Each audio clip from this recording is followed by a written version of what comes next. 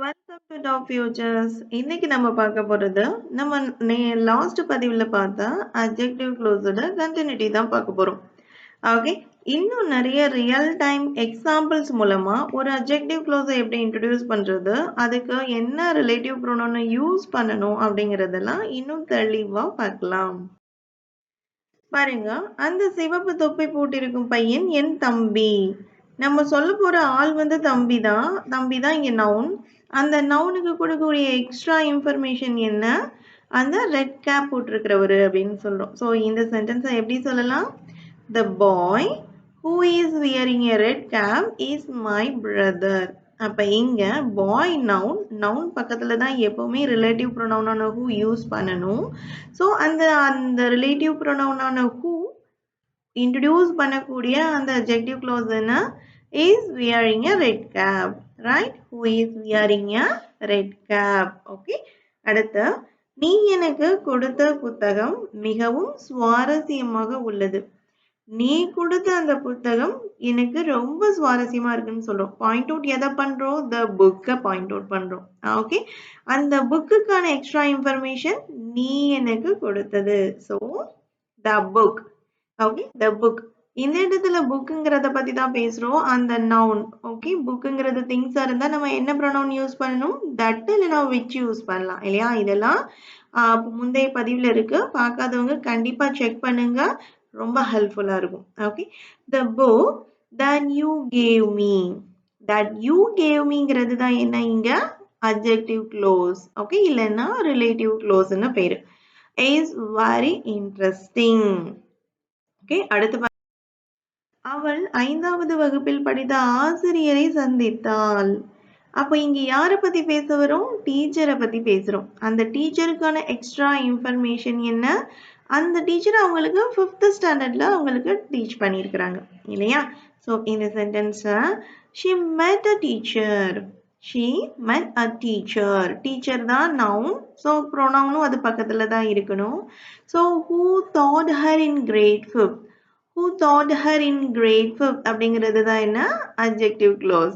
Okay, அடுத்து, திருடப்பட்ட தொலைபேசி கண்டுபிடிக்கப்பட்டது. திருடப்பட்ட தொலைபேசி கண்டுபிடிக்கப்பட்டது. அப்ப கண்டுபிடிச்சிட்டோம், பட் திருடி கொஞ்ச நாள் ஆயிருந்திருக்கும் இல்லையா? கரெக்ட். ஸோ எதை பத்தி பேசுறோம்? போனை பத்தி பேசுறோம். த போன். த போன். இந்த இடத்துல நீங்க நோட் பண்ணுங்க, திருடப்பட்ட தொலைபேசி கண்டுபிடிக்கப்பட்டது. பாருங்க, போன் என்ன? திங்ஸ்னா தட் இல்லைன்னா விச் நீங்க தாராளமா யூஸ் பண்ணலாம். which was stolen has been found. which was stolen has been found. Okay, புரிஞ்சிருக்குன்னு நினைக்கிறேன். அங்க டீச்சர் பர்சனா இருந்தா நீங்க who இல்லைன்னா whom யூஸ் பண்ணணும். ஓகே, திங்ஸா இருந்ததுன்னா நீங்க தட் இல்லைன்னா which யூஸ் பண்ணணும். ஓகே, கண்டிப்பா முன்னாடி உள்ள பதிவை செக் பண்ணுங்க. பாருங்க, நீ இன்று அணிந்துள்ள உடை எனக்கு பிடித்துள்ளது. உன் ட்ரெஸ் கோட் எனக்கு ரொம்ப பிடிச்சிருக்கு அப்படின்னு சொல்லுவோமா? ஸோ இங்க என்ன சொல்ல வரும்? ட்ரெஸ்ஸை பத்தி பேசுறோம். அந்த நவுனுக்கான எக்ஸ்ட்ரா இன்ஃபர்மேஷனா என்ன சொல்றோம்? இன்னைக்கு நீ போட்டிருக்குது அப்படின்னு சொல்றோம் இல்லையா? அப்போ I like the dress that you are wearing today. I like the dress that you are wearing today. Okay, அப்போ you are wearing todayங்கிறது தான் அந்த எக்ஸ்ட்ரா இன்ஃபர்மேஷன். அது அந்த adjective clause introduce பண்ணக்கூடிய relative pronoun என்னது இங்க? that. ஓகே, அந்த ட்ரெஸ்ங்கிற noun பக்கத்துல இருந்தா எழுதணும். அடுத்து பாருங்க, நாங்கள் கடந்த வருடம் திறக்கப்பட்ட அருங்காட்சியகத்திற்கு சென்றோம். என்ன சொல்ல வரோம்? மியூசியம்க்கு போனோம் அப்படின்னு சொல்ல. அந்த மியூசியம் அதை பத்தி மட்டும் பேசுறோம். அதுக்கு எக்ஸ்ட்ரா இன்ஃபர்மேஷன் என்ன? அது லாஸ்ட் இயர் ஓபன் பண்ணது அப்படின்னு சொல்றோம். அப்ப எப்படி சொல்லலாம்? we visited the museum which opened last year. okay, we visited the museum which opened last year. Okay, எப்போ நம்ம விச்ங்கிற ப்ரொனவுன் யூஸ் பண்ணணும், தட் யூஸ் பண்ணணும்னு தான் நம்ம தெளிவா தெரிஞ்சுக்கணும். சரிங்களா? அடுத்து, தன் கார் திருடப்பட்ட நபர் எனது அண்டைவாசி.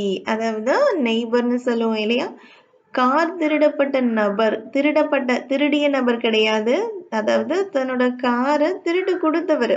இல்லையா? அத லூஸ் பண்ணவரு இல்லையா? அவரு வந்து இவங்களுடைய நெய்பர் அப்படின்னு சொல்றோம். அப்ப நம்ம சொல்லப் போறது யாரு? ஒரு பெர்சன சொல்றோம். ஓகே. அவருக்கு எக்ஸ்ட்ரா இன்ஃபர்மேஷன் தான் என்ன? நம்மளுடைய நெய்பர் அப்படின்னு சொல்றோம்.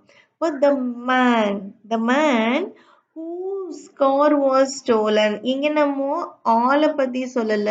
அவருடைய கார பத்தி பேசுறோம். அதனால நம்ம whose போடுறோம். Okay, the man whose car was stolen is my neighbor.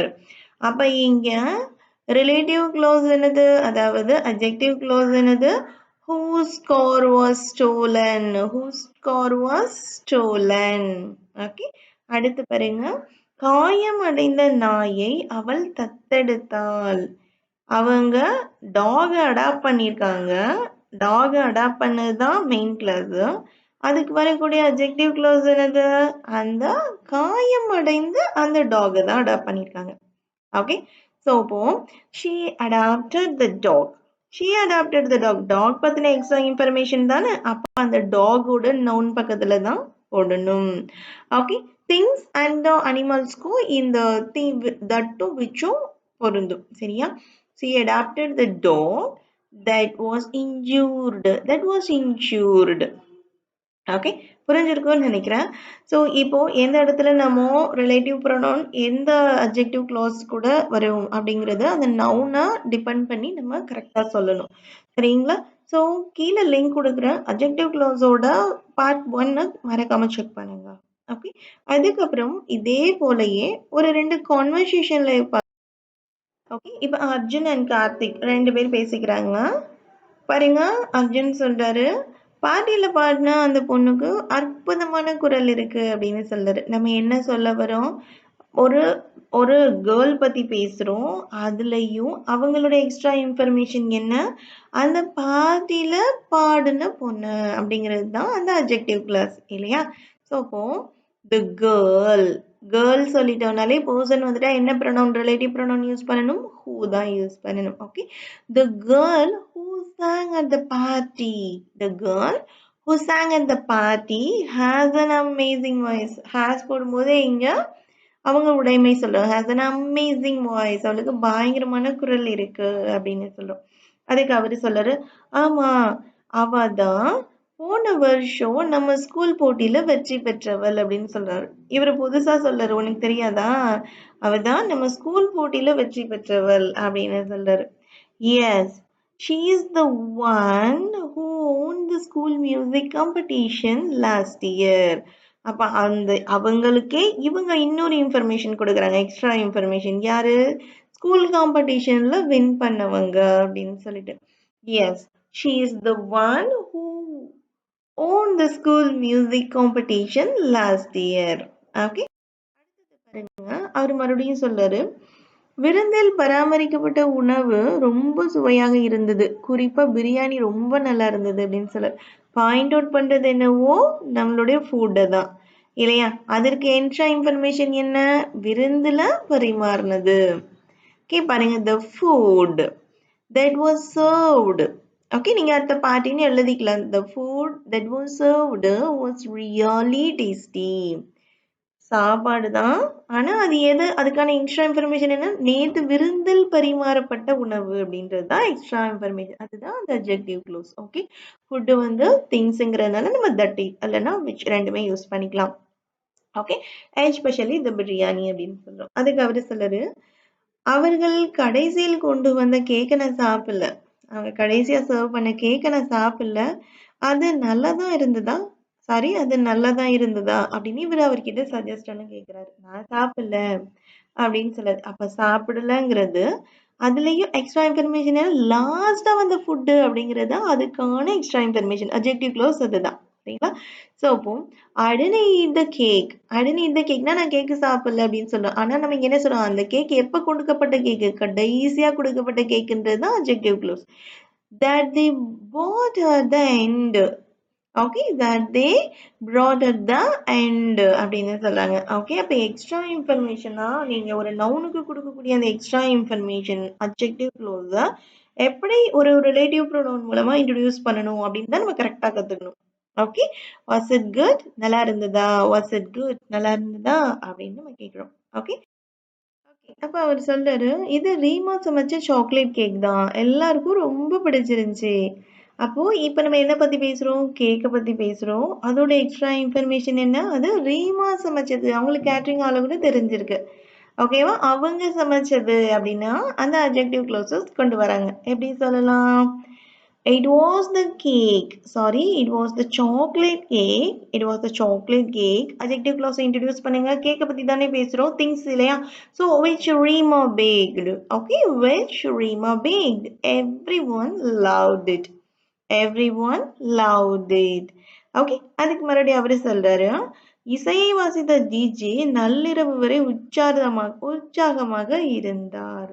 DJ என்ன செய்யறாரு, மியூசிக் ப்ளே பண்றவங்க அந்த ப்ரோக்ராம் முடியிற வரைக்கும் ரொம்ப எந்தூசியாஸ்டிக்கா இருந்தாங்க அப்படின்னு சொல்லுது. அப்ப டிஜே ஒரு ஆளை பத்தி பேசுறோம், அதுக்கான எக்ஸ்ட்ரா இன்ஃபர்மேஷன் என்ன சொல்லுங்க, எக்ஸ்ட்ரா இன்ஃபர்மேஷன் என்ன, கரெக்ட், அந்த மியூசிக்கை வாசிச்சவரு அப்படின்னு சொல்றோம்.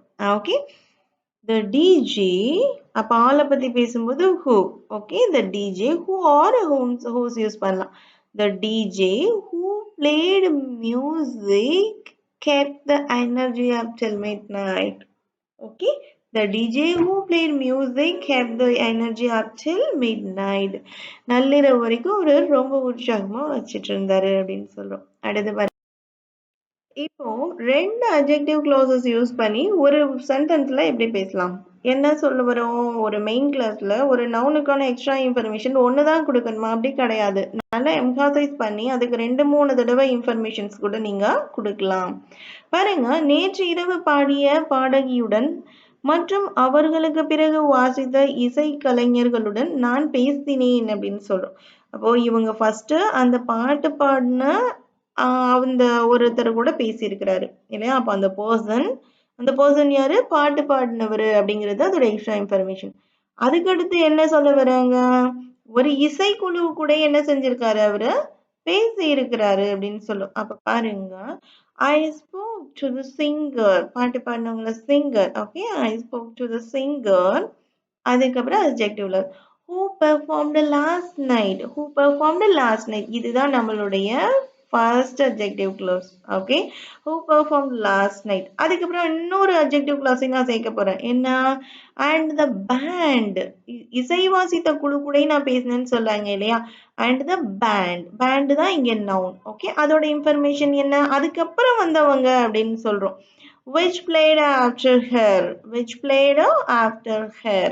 ஸோ இதை மாதிரி நீங்கள் ஈஸியாக ஒரு லாங் சென்டென்ஸை அழகாக பேசலாம், கொஞ்சம் கான்சென்ட்ரேஷன் பண்ணணும்.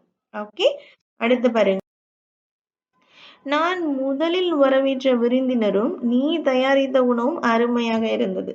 பாருங்க, ஃபர்ஸ்ட் வந்து நான் இன்வைட் பண்ண அந்த கெஸ்டும் சரி, உன் சாப்பாடும் சரி ரொம்ப சூப்பரா இருந்தது அப்படின்னு சொல்லும். அப்ப கெஸ்ட் வந்து பர்சனை குறிக்குது, நீ சமைத்த உணவு அப்படிங்கும்போது அது அந்த பொருளை குறிக்குது.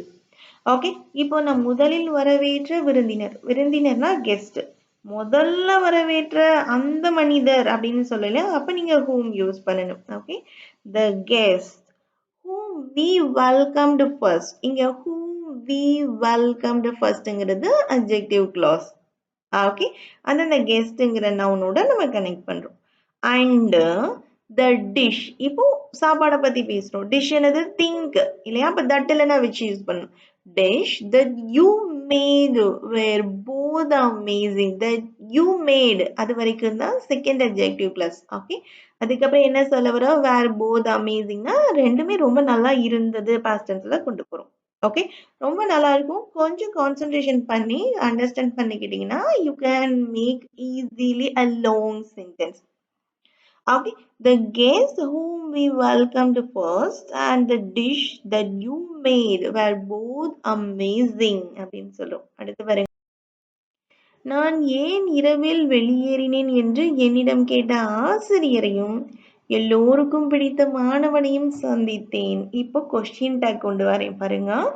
நான் ஏன் விரைவில் வெளியேறினேன் என்று என்னிடம் கேட்ட ஆசிரியர். உங்ககிட்ட ஒருத்தர் ஏன்டா சீக்கிரம் போற, ஏன் சீக்கிரம் போனாய் அப்படின்னு கேட்கும்போது எப்படி கேட்பாங்க? why did you leave early அப்படின்னு கேட்பாங்களா? why did you leave early? ஏன் சீக்கிரமா போயிட்ட அப்படின்னு கேட்போம். நம்ம இப்ப பிரசன்ட்ல சொல்றோம். என்னை ஏன் சீக்கிரமா கிளம்பிட்ட அப்படின்னு கேட்ட அவரையும் சரி, எல்லாருக்கும் பிடிச்ச இந்த ஸ்டூடெண்ட்டையும் நான் பார்த்துட்டு தான் வந்தேன் அப்படின்னு சொல்லும்போது பாருங்க, I met a teacher. I met a teacher who asked me why I left early. நீங்க why did you leave early அப்படின்னு நீங்க கொஸ்டினா இங்க கொண்டு வரவே கூடாது. I left earlyங்கிறது ஒரு ஸ்டேட்மெண்ட் தானே. இதை நீங்க கண்டிப்பா தெரிஞ்சுக்கணும். ஒரு கொஸ்டின் கேட்கும்போது அந்த கொஸ்டினை நீங்க செப்பரேட்டா கேட்கும்போது நீங்க கொஸ்டின் டேக் மாதிரியே கேட்கலாம். ஆனா ஒரு கொஸ்டினை ஒரு சென்டென்ஸோட சேர்த்து கேட்கும்போது நீங்க ஒரு ஸ்டேட்மெண்டா தான் கேட்கணும். Okay, who asked me why I left early அப்படின்னு கேட்கணும். And the student பத்தி student that everyone liked.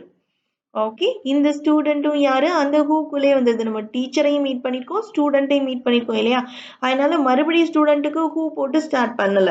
Okay, I met a teacher who asked me why I left early and a student that everyone liked. Okay, புரிஞ்சிருச்சுங்களா? Okay, அடுத்து பார்க்கலாம். So video ஃபுல்லாக பார்த்ததுக்கு thank you. தயவு செஞ்சு ட்ரை பண்ணுங்க. நீங்கள் டே டு டே கம்யூனிகேஷனில் இந்த அட்ஜெக்டிவ் க்ளோஸ் ரிலேட்டிவ் ப்ரொனவுன்ஸ் எப்படி இன்ட்ரடியூஸ் பண்ணுறது எல்லாமே கற்றுக்கிட்டு பேசுங்க. Okay, thank you.